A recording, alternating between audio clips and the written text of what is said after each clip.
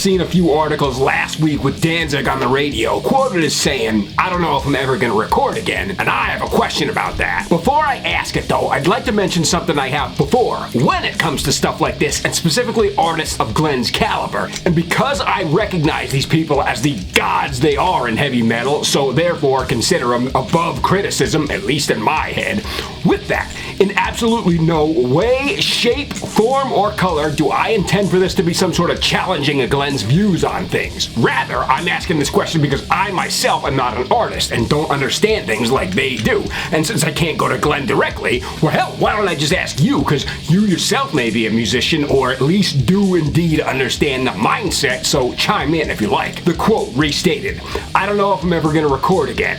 So my question, why? Now, you may point to what he said leading up to that. He said, quote, "The whole music thing and recording and everything, it's just changed dramatically, where people really don't buy physical product anymore. They just want to download it for free online, so there's really no incentive to new music." It goes on a little longer, and I swear I'm not cutting out any important context, but the thing that really got me was there's really no incentive to record new music. I'll begin my "but Glenn" this way. But Glenn, consider 1 through 4, consider 5, and regardless of how Acid Devil's received by fans, I happen to like it, I honestly do, but that was something very adventurous you did, and when you probably had a lot of people around you saying not to. Maybe you didn't, I don't know, but that's just my imagination. But 6, 7, Circle of Snakes on up, you the audience probably get where I'm going with this. I'm saying that if I'm Glenn, I am goddamn proud of the self-titled all the way up through Black Laden. And quick side note in case anybody watching's only familiar with 1 through 4, you want to talk about a proper return to form sound-wise,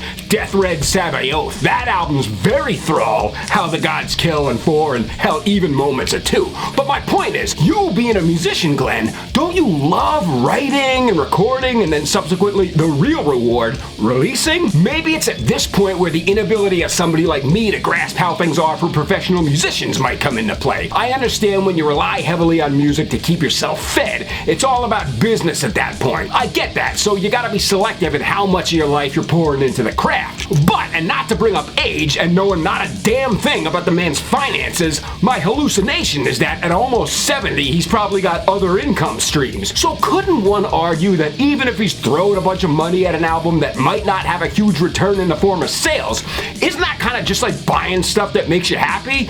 Yeah, happiness, there you go, happiness through art and creation. God, it's cold where I'm at. Feels like I'm talking with goddamn cement in my mouth. Sorry if it sounds that way. And yeah, I mean, it's not like how it is for the majority of other people who release music or paint or something, where for them, yeah, it's probably just gonna get swallowed into oblivion without a ton of notice. But Glenn's always gonna have plenty of fans that'll consume. He may just not have the casuals, which is something I'm sure he and tons of other artists have had to adjust to for years now. So it's like, Mr. Danzig, don't you think you've earned the right to put out whatever it is that you want? And isn't that kind of a flex in itself? Saying like, hey, yes, just like I said, people don't really want to buy a physical product anymore, so I know my art's gonna be heard mainly through streaming, but I don't care. I can afford to buy the canvas and paint. I don't need to worry about whether some gallery's gonna give me the opportunity to hang my stuff. I'm just gonna put it right into the store without any permission. And I know he kind of hinted at that being a possible reality, because later in his quote he goes, "Unless I'm in the studio and I do something and I want to give it away to everybody for free."